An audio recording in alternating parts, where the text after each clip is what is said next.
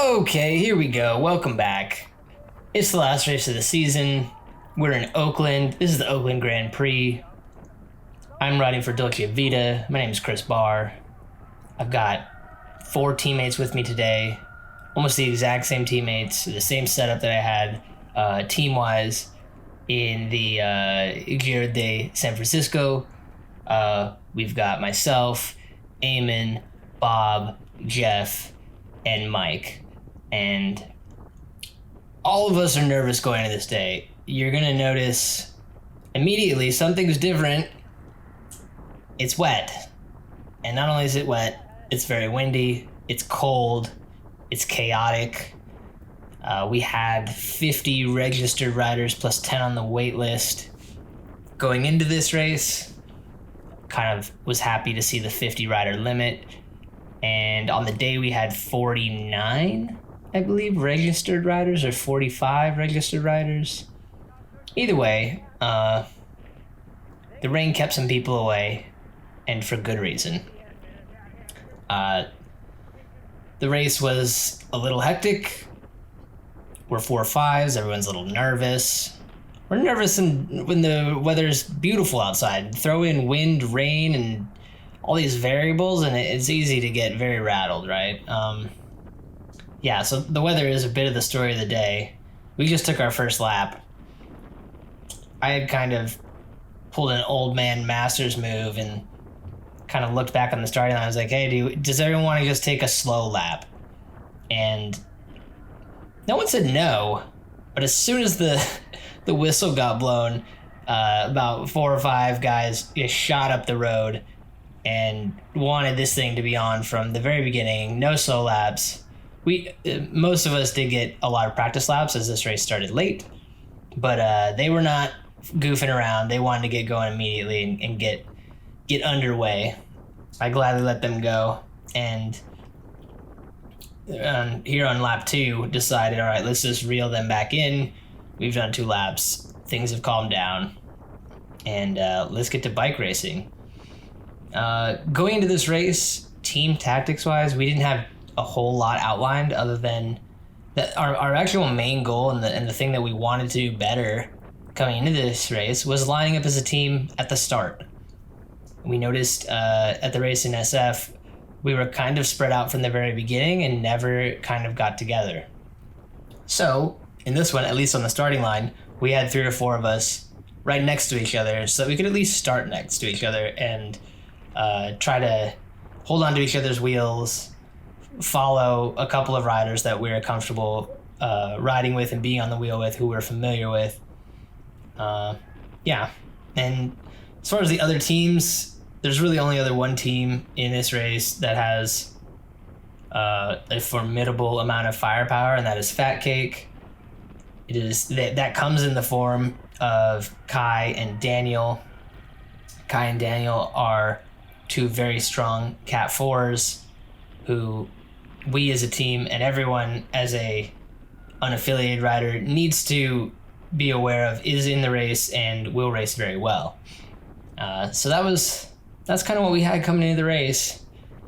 Let's jump forward to where things get interesting and talk about some team stuff that went down. Okay, before we talk about team stuff, I want to talk about lines coming into corners and how sometimes a line will gain you a lot and sometimes that same line will cost you. In that case right there, this right-hander was a defining feature of the course. I found myself sitting up outside and then diving inside and being able to hold a tight inside line and carry my speed if it was clogged up on the outside. This didn't always work though.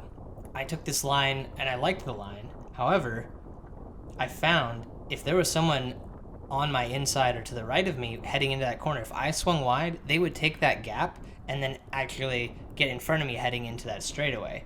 So depending on how the cards were stacked, sometimes that line would get me 2 or 3 spots, and then other laps it would lose me 2 spots.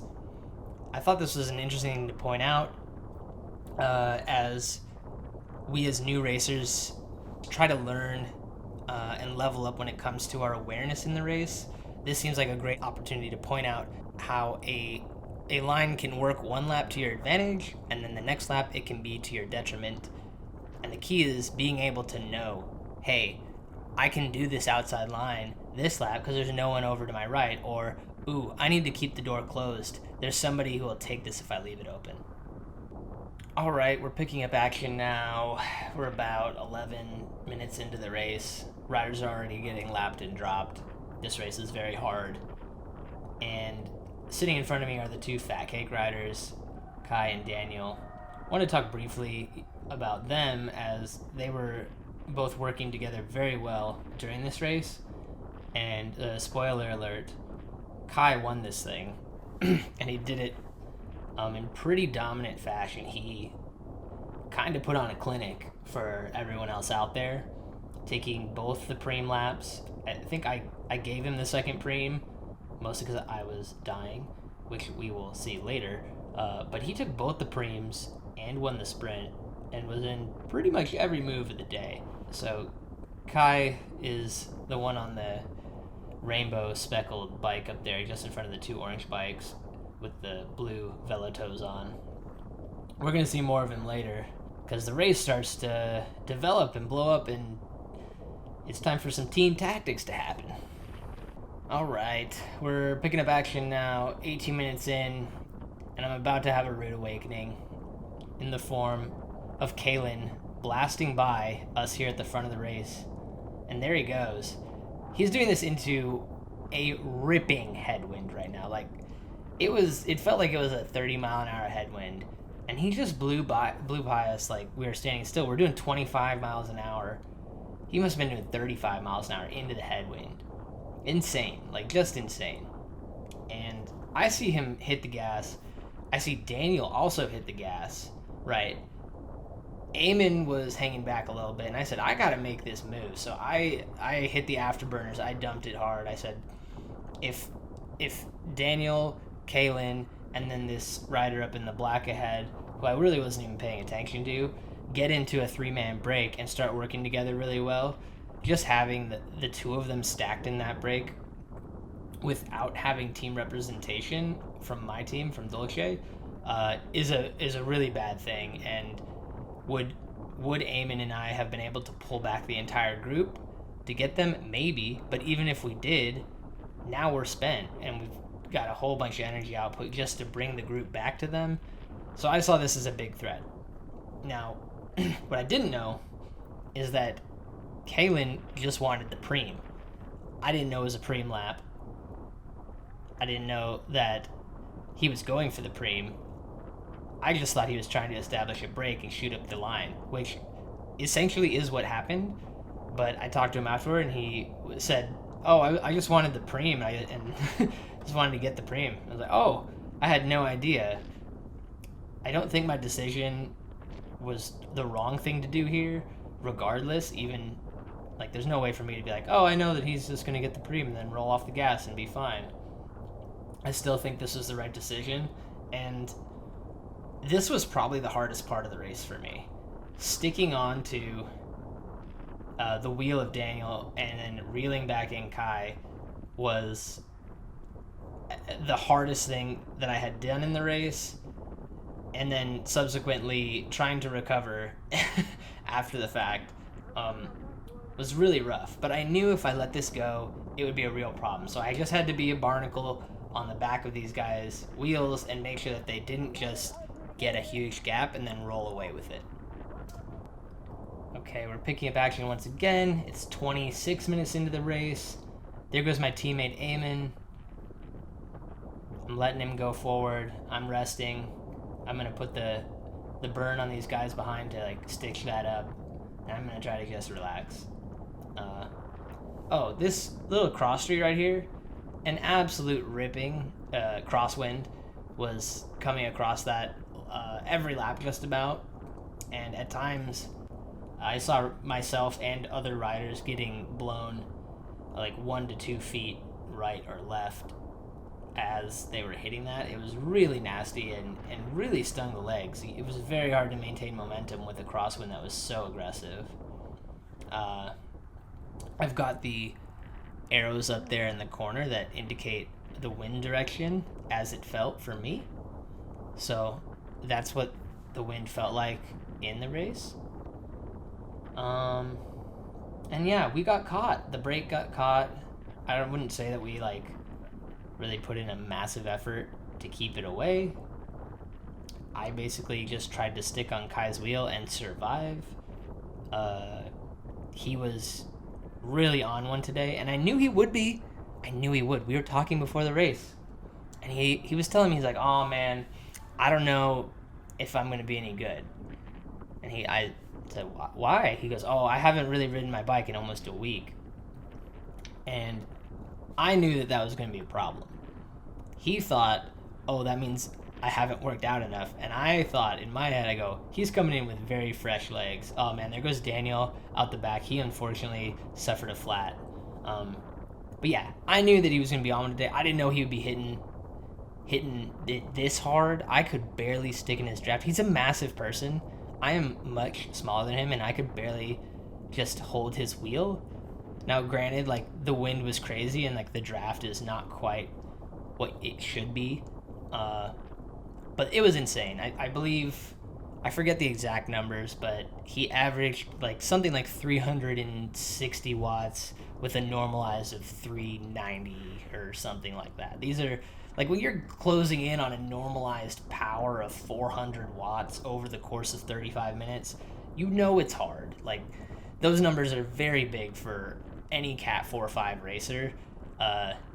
And the crazy thing is, doing those numbers, we averaged 23 miles an hour. So it was tough.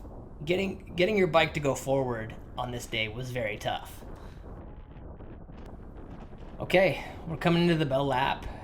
After the brake was caught, I was pretty gassed, and I made it my goal over the next 4 laps or 5 laps to see how well rested I could be coming into bell lap, because I didn't think anything was going to be getting away. And so that's what I did, and I came in this lap well rested. And boom, there it is. Crash on the bell lap. Not a good thing for me, or anyone really, because now Aymen, Kai, and one other guy are way up the road. Look at that. They're so far up the road. And I'm hurting right now. I'm just surviving, and I'm in the red, and I'm just like, I gotta hold on. I came here for points. I really want points really badly. I saw this rider on my right suffering really badly. That motivated me a lot. I felt good seeing him suffer and slowing down. This next guy started looking back. That also helped me mentally. I thought, oh man, if he's looking back and he's worried, then I've got the advantage. And I see them up there, and they enter this corner about 4 or 5 seconds before me, and there's a glimmer of hope, like maybe I can get it back. But they hit this downhill section with a 5-second gap, and there was just no pulling it back. There's no way. I'd have to start my sprint like here to get to them.